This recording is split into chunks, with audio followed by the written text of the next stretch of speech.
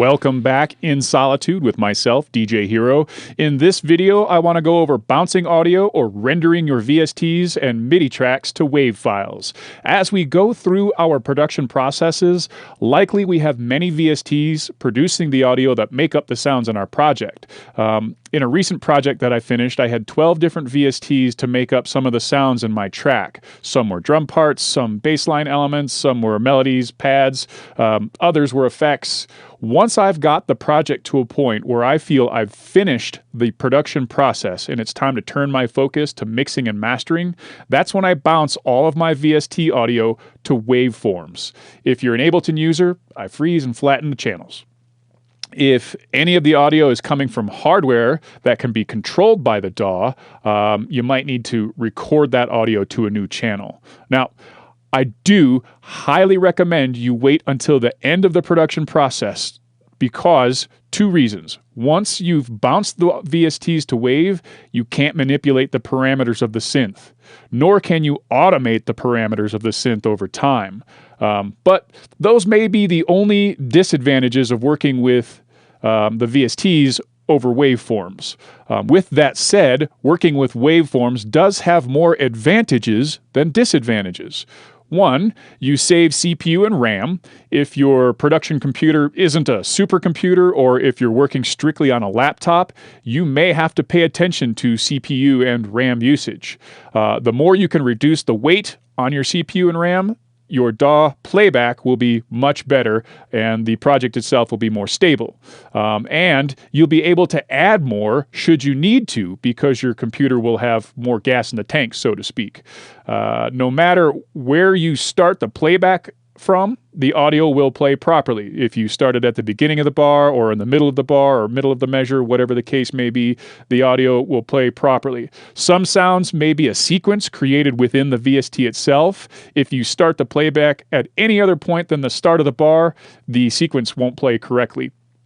If you've automated effects like delay, reverb, or any other time-based effects, you start the playback randomly, the effects themselves may not sound correct or they may not be triggered at all. You can edit the audio more easily. If you've created a sound that evolves over time, perhaps it's a sequence, or maybe you've automated the LFO speed on a bass line. Once it's a waveform, you can quickly rearrange or edit the sequence to create additional changes in your track. For example, I've been known to render out a bar of a bass sound at an 8th speed LFO or a 16th speed, so on, right, etc. That way I can build a sequence using the individual waveforms and have them change within that sequence without having to automate the LFO and keep track of all of the different automation throughout the duration of the entire track. Also, you can edit out any transients or audio tails that may bleed into another sound that you don't want. Naturally, the synth creating your sound may have an artifact at the top that you may not like, or like I said, a tail that bleeds into another sound or set of sounds that you don't want to overlap. Once rendered, you can make adjustments or edit and remove those unwanted artifacts and tails. A great example of this is if you have a long reverb tail on a stab, once rendered, you can cut that reverb where you want it to stop, specifically so that it doesn't overlap with the next triggering of that stab so they don't wash each other out. Or you can create cool effects. Maybe you want the reverb on a clap, the first clap in the loop, to end at the second clap. So you got bump, clap, bump, clap, right? Once you've rendered that reverb, you can shorten it and stop it and end it at that second clap so that they don't bleed into each other and you've created that effect that you want. Also, by rendering to wave, you can eliminate any noise that may be caused by a plugin or a series of plugins on the chain. Certain effects may create noise well after they've been triggered and after the sound they're affecting has stopped. I've noticed this particularly with the Ableton OTT. Certain settings cause some rather extreme noise to continue well after the sound has played. Similarly, compounding VS or plugins effects just create more and more noise that may linger after the sound itself has stopped. Once you've flattened out the channel, you can cut out that noise and eliminate it from your track altogether. With rendered audio, you can focus solely on the mixing process and not be distracted by a large chain of audio effects plugins cluttering your screen. At this point, you should only need an EQ to help shape the sound specific to the other sounds playing around it for mixdown purposes. Additionally, to achieve some effects or sounds, it may require you rendering a current chain so that you can see the wave in order to apply a new chain or series of effects. This is called resampling or sample rate conversion. One last advantage of rendering everything to waveform is that you can quickly put together a remix pack should you need to. You've got all of the stems, you just slap them in a folder and send them off to the label or the remix artist, whoever the case may be, or maybe you plan on doing a remix yourself.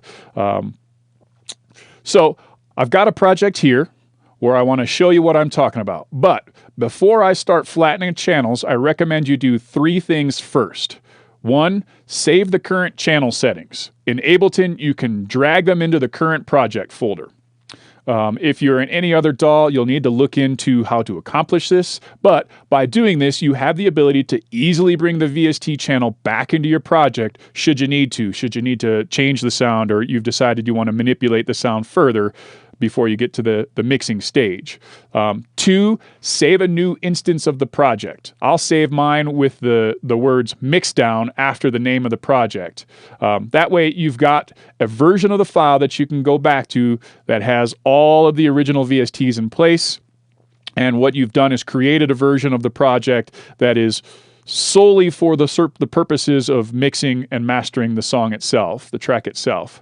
By this point, you've probably got a name for the track, so I would just do, say, DJ Hero, the project name, original mix, / or comma, mixdown. 3, I highly recommend you do a collect and save if you're an Ableton user so that all of the samples used in your project are contained in the project file. That way, if you come back to the file somewhere down the line, somewhere later in time, and maybe you're using a new computer or you've rearranged your sample folders, your project isn't filled with missing samples. For this example, I'm not going to get into the mixing process for the various different sound sets. If you'd like to learn more about that, check out a couple of previous tutorials. Number 5, processing and mixing percussion. Number 7, processing and mixing bass lines. And then number 10, processing and mixing melodies. Additionally, I'll walk through what plugins are on the sound before I flatten them, but I want to stress that I've chosen these effects because they help create the sound I want. You may have a different set of plugins on your chain to create the sounds that you want. Also, I'm not going to go into the processing of individual sounds. I'll save those for another series of videos. I'm going to start with the bass parts, move on to the synth, and then end on the effects. In this project, I've already flattened the instances of Ableton's sampler that provided MIDI for the kick and snare. The rest of the percussion were audio clips. So let's get started. First things first, I'm going to drag my bass bus into the current project folder so that all of the channels are there should I need them later.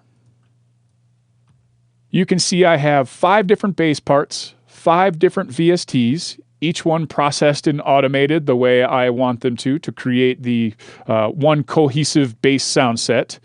It's like this.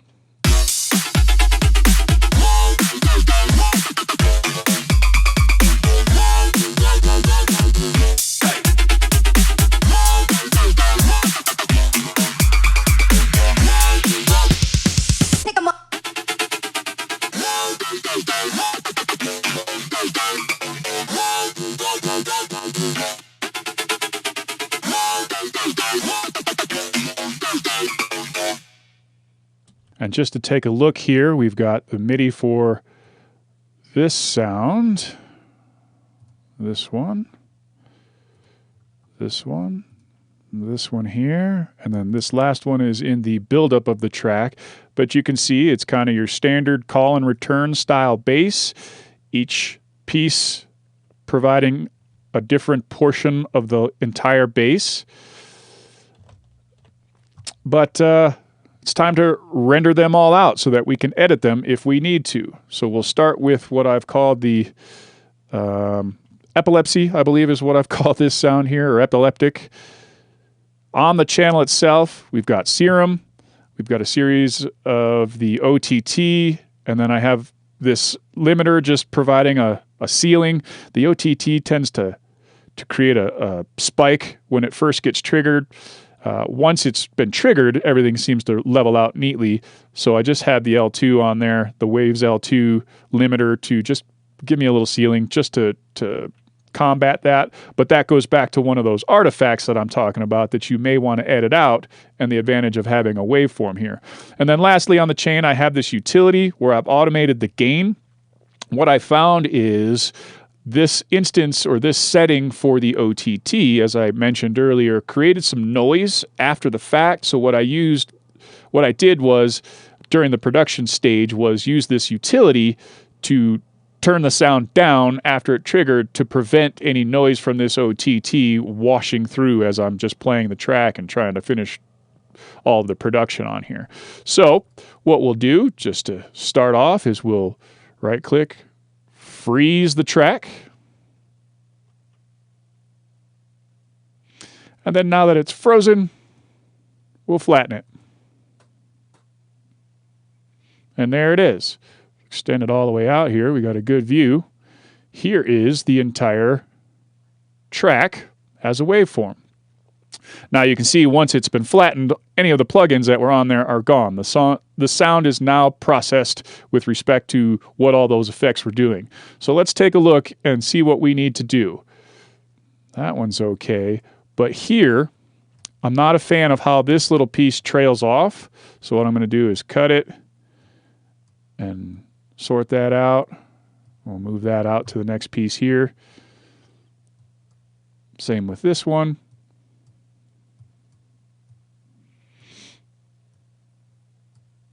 And I'll do this all the way through the track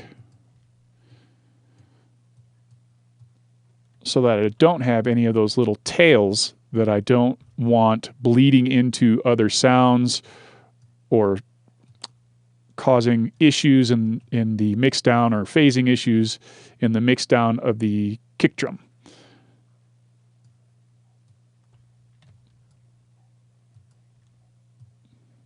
And then I'll add these little fades here so that we don't have any clicks as the audio stops.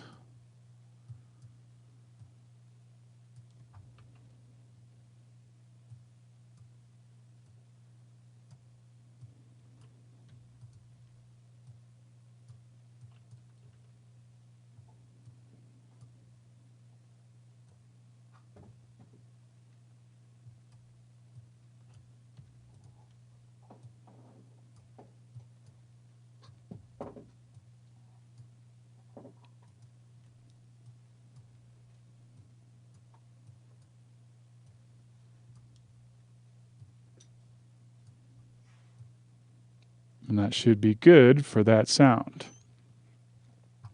Then we'll go on to the next one.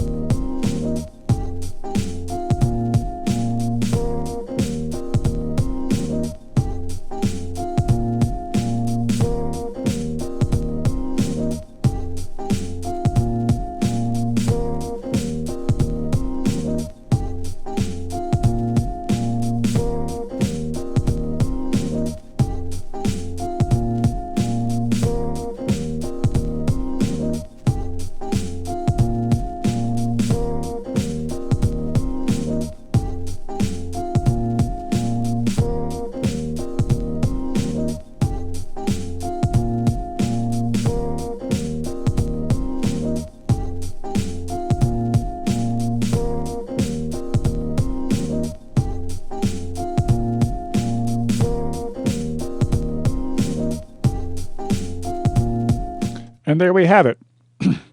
I've frozen and flattened all of the bass channels and then made edits to them so that I like the way they sit together. I've cut off any tails that might bleed into one another. Now, you may like those tails there, and a lot of artists may talk about how that's going to add a more natural transition into the next sound. And that may be the case. That may be just fine. But for me and this particular track, I don't want those to bleed into one another. I want them to stand apart and really play off of one another. So editing them that way, I feel makes or adds to the song. So froze them all, flattened them all, and then edited them all to clean up any transients and tails that might bleed into one another. Additionally, because I've removed all of the plugins from each of the channels, I've saved CPU quite a bit. I don't know if you saw up here in the corner before, but I do believe that was at 26%. Just doing the bassline parts took that down to 1%. Pretty good. Pretty good. With the bass parts rendered and edited, let's move on to the synth and melody parts. Something I do want to touch on while we talk about rendering out waveforms, when I render out melodies that have reverb, delays, flangers on them, I prefer to render those without the effects. Without those effects specifically. I want those effects to sound more natural over time instead of recycling when the sample loop re-triggers. What I'll do is move the effects in question over to a dummy channel temporarily, flatten the melody, then move the effects back to the channel. There are certain effects that evolve as they play through the track and play through the notes being played that I feel sound best if they do what they do over the entire duration of the sound as an effect instead of as being sampled in or resampled into the sound itself when you flatten it out and turn it into a waveform. But let's take a look here. We've got 4 different parts. We'll start off with the chords, which are just a big long MIDI note here. We've got a case of the Ableton chord generator. It's a MIDI effect. Serum creating the actual sound. And then these effects here. There's a reverb effect right there. So what I'm going to do is I'm going to create just a dummy channel. We'll remove this effect for now.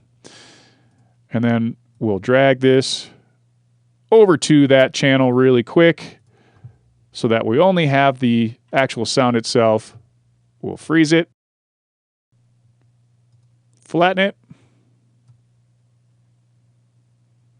and once flattened, we'll move these effects back to it. And there we go. Now we'll go in here really quick and we'll take a look and clean it up. All right. Got this effect right here. Clean that up. Now, because I've left the actual reverb as an effect, regardless of the fact that I'm editing the sample, right, the reverb is still going to wash out over that time. So once this instance of this sample plays, the reverb is going to continue past. So even though I'm editing out these little tails, it will still sound natural because the effect itself is on the channel still. It's not being edited or flattened into the sound. So we got that. We'll move my dummy channel down. Now we move on to these keys here. You see I've got an instance of the sampler, series of effects. These effects I actually will flatten in there. These effects I'm going to move to the dummy channel temporarily. Move them over here. Come back up here. Flat, freeze and flatten. And then we'll move these effects back. Just like that. We'll come in here really quick, clean them up.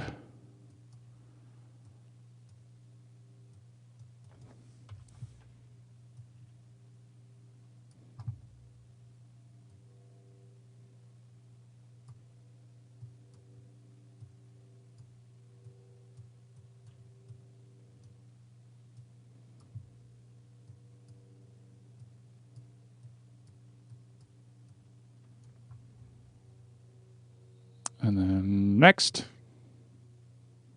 Same thing. I'm going to move this series of effects to the dummy channel.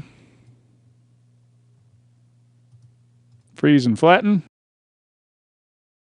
And move the effects back.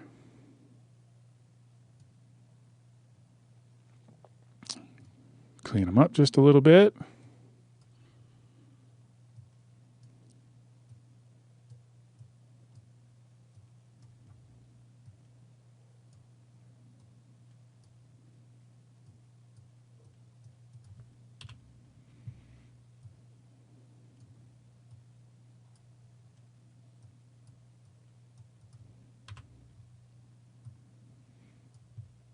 All right, and then the last sound here, this texture sound, same thing. I'm going to move this series over to the dummy channel, come back, freeze and flatten, then move the rack back. Do a quick edit just to clean it up.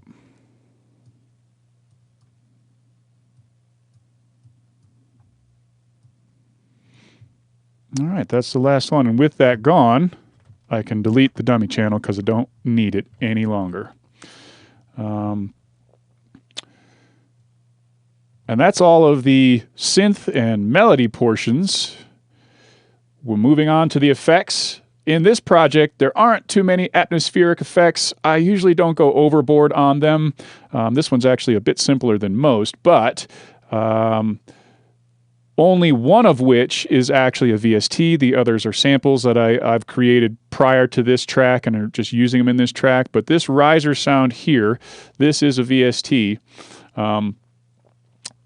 With an effect like the riser, once it's rendered, I can easily see how the sound changes over time, how it changes over the 8 bars that it plays over.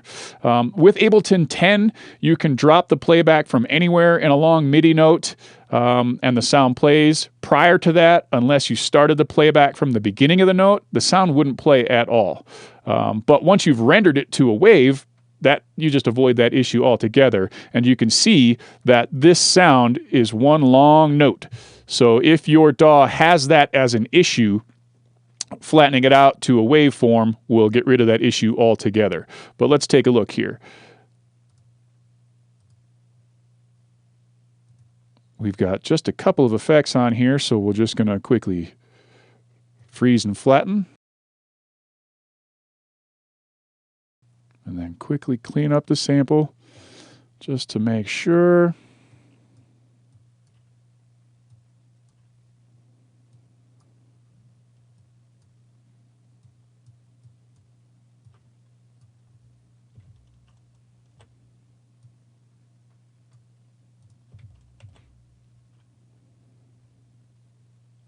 Now, just to touch a little on the percussion, I've already rendered these out. When I started, the kick drum and the snare were being triggered by instances of Ableton Sampler. As I produced more of the track and settled on the actual samples that I wanted, that I felt best fit the track for the kick drum and the snare, I rendered them then so that I could edit them specific to the patterns that they played in. Like I said, this allowed me to edit the decay of the kick specifics to the loops because there are several different patterns in this particular track. You can see that right here.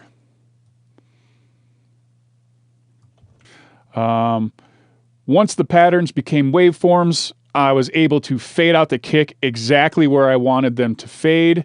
This way I can really keep my loops clean. More importantly, I can make sure my kick is constant with regards to its place in the mix down. Also, once waveforms, I'll consolidate my drums into 8-bar loops or 32 beats, as you can see here. This allows me to see the structure of the track really quickly when I'm zoomed fully out on the song as a whole. I just feel that helps kind of speed up the process for me as I'm going through the entire track. I know exactly where I am. I know that this is my intro, this is my first breakdown, this is my first drop, and then into the second breakdown, the build up, second drop, and then the outro itself. I just feel that helps speed up the process, and with them rendered out like that, just makes it easier to see as opposed to having individual little wave files creating the tracks as a whole. I might also do that with the bass line here, consolidate them into their individual parts just so that they are, again, also easy to see, right? I might go like, okay, well, there's one part. There's another part.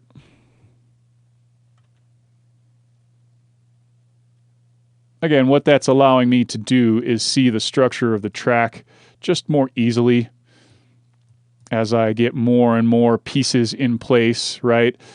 You tend to have a lot of tracks, and being able to see everything neatly, to kind of harken back to a previous video, is to stay organized and keep everything neat and easy to see so that you can go through the process as efficiently as possible. But to recap, I highly recommend that once you're done producing your track as a whole, before you start your final mixdown and mastering process, render all of your VST to wave audio and record all of your hardware audio to wave, flattening your sounds so that you can save CPU and RAM. You can, no matter where you start playback, have the audio playback properly so that you can edit the audio more easily to create new patterns and sequences, so that you can edit out any transients or audio tails, so that you can eliminate any noise that may be caused by plugins or a series of plugins on the chain, so that you can focus solely on the mixing process and not be distracted by a large chain of audio effects cluttering your screen, and so that you can resample audio and build upon your sounds. Once again, if you have any additional questions or have any ideas for future videos, please leave them down in the comment section below. Make sure to like, share, subscribe, and hit the notification button. If you want more from me, search Originaldjhero, all one word, on Twitter, Instagram, Facebook, SoundCloud, and Mixcloud, or search DJ Hero on Beatport, Spotify, iTunes, and Google Play. Until next time, good luck in your own productions, and make sure to have fun.